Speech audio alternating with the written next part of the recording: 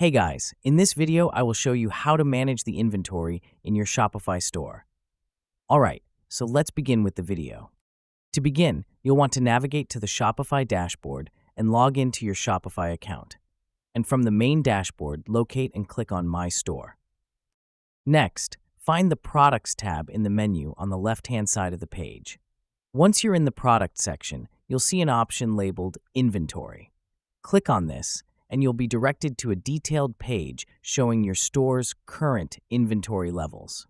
Here, you'll see information related to each product variant, including details such as current quantities available, those committed to orders, and those that are incoming. Now let's talk about editing quantities. First, look for the Available Quantity column. Whenever you receive new stock, or if there's an error that needs adjusting, you can update the number of available units.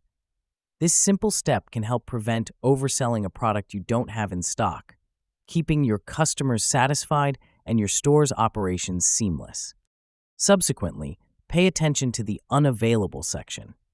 If certain products are out of stock, updating this field is critical. Keeping this information accurate helps in forecasting inventory needs and communicating stockouts to customers so they're not left in the dark. To wrap things up, maintaining an accurate inventory on Shopify is all about regular checks and updates. And that's it.